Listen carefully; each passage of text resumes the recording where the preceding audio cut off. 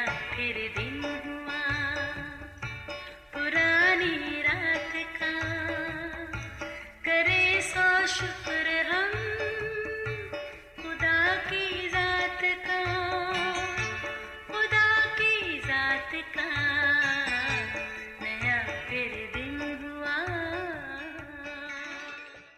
आज की आयत। जंग के दिन के लिए घोड़ा तैयार तो किया जाता है, लेकिन फतहयाबी खुदावंद की तरफ से है। इमसाल 21 बाब 31 आयत। अजीज़ो, दुनिया खा कितनी ही तरक्की क्यों ना कर जाए, मगर मज़े की बात यह है कि बाज़ ऐसी चीज़ें हैं, कुछ भी हो वो अपनी इनफरादियत बरकरार रखती हैं। ख़बर रसानी ही को ले लीजिएगा, रेडियो, टीवी, यूट्यूब, गूगल वगैरह, दुनिया भर से पल पल की न्यूज़ और मालूमात हमें मिलती रहती हैं। मगर अखबार की अहमियत अपनी जगह।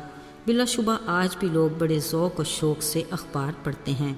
कहा जाता है कि जब जंग अखबार अपने इब्तदाई मराहल में था तो उसका अदारा जंग अखबार प्रिंट करके हर घर के दरवाजे के सामने रख जाते थे। मेरी माँ ने बताया, एक दिन उन्होंने दरवाज़ा खोला, सामने अखबार पड़ा था जिस पर जंग का लफ्ज़ नुमाया था। परेशान सी हो गई, बोली खुदा खैर करे, शायद कोई जंग छिड़ गई।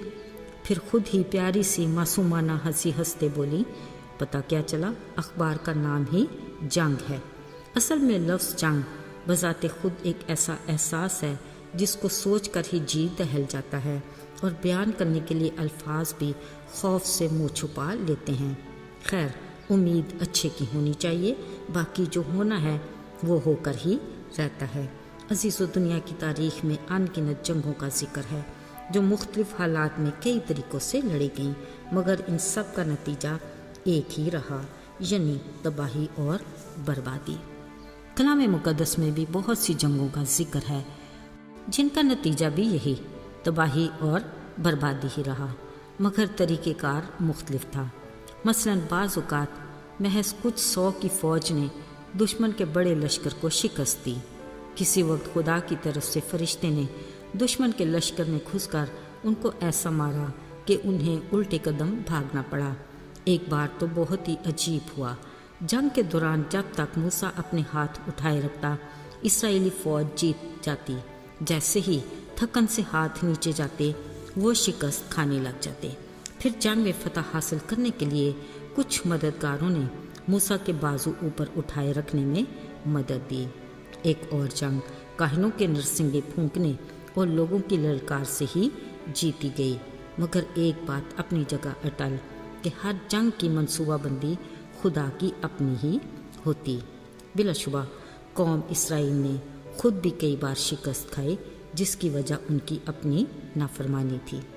अजीज़ो, बात हो रही है जंगों की, तो चलिए सुकूवत यरू की बात करते हैं, जो अपनी नौइयत का अनोखा वाक़या है। ये शहर नहायत मजबूती से बंद था, ना कोई बाहर जाता ना कोई अंदर आता था। खुदावंद ने यशवा से कहा, देख, मैंने यरू को और उसके बादशाह और ज़बरदस्त सूरमाओं को तेरे हाथ में कर दिया है, सो तुम सब जंगी मर्द शहर को घेर लेना। एक दफ़ा उसके चौगिर्द गर्दश करो, फिर 6 दिन तक तुम ऐसा ही करना। 7 काहिन अहद के संदूक के आगे 7 नरसिंगे लिए हुए चलें, और 7वें दिन तुम शहर के चारों तरफ 7 बार घूमना और काहिन नरसिंगे फूंके।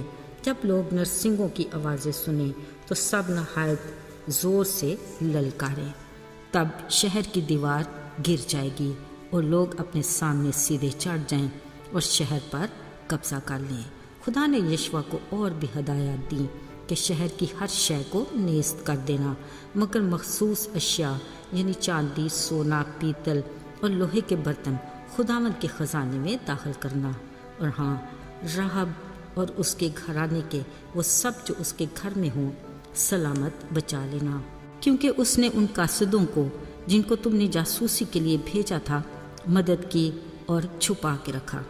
अजीज़ों, कलाम मुक़द्दस में लिखा है, जैसा खुदा ने यशवा को कहा था वैसा ही हुआ, क्योंकि खुदा यशवा के साथ था और उस सारे मुल्क में उसकी शोहरत फैल गई। अजीज़ों, आज के दौर में अगर हम ये कहें कि बतौर मसीही हम हर वक्त हालत जंग में हैं, शायद ये सोच आए कि नहीं, ایسا تو کچھ بھی نہیں، مگر خدا کا کلام ہم پر واضح کرتا ہے کہ ہماری جنگ خون اور گوشت سے نہیں، یعنی کسی انسان سے نہیں، بلکہ تاریکی کے حاکموں اور شرارت کی ان روحانی فوجوں سے ہے جو آسمانی مقاموں میں ہے۔ یعنی ہمارا مقابلہ ابلیس سے ہے، جو ہر لمحے کسی انسانی روپ میں ہم سے نبرد آزما ہے۔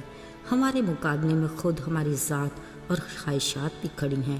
ایسے میں ہمارا ذہن بھی گویا میدان جنگ بنا رہتا ہے۔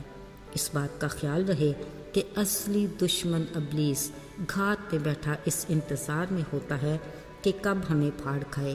یعنی اگر ہم مکمل تیاری میں ہیں تو یقین کیجئے وہ ہمارا کچھ بھی نہیں بگاڑ سکتا۔ عزیزو، یاد رکھیے، یقینی فتح کے لیے ہمیں کلام مقدس سے مکمل رہنمائی کی ضرورت ہے۔ اس کا فرمان ہے کہ میرے سب ہتھیار باندھ لو تاکہ ابلیس کے منصوبوں کے مقابلے میں قائم رہ سکو۔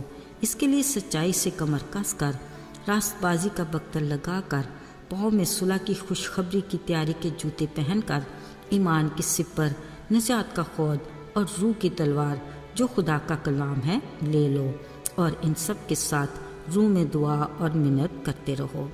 عزیزو، اس بات کا خیال رہے کہ اگر ہم بھی یشوع کی طرح خدا کی مرضی کے تابع ہوں گے تو وہ ہماری جنگ خود لڑے گا۔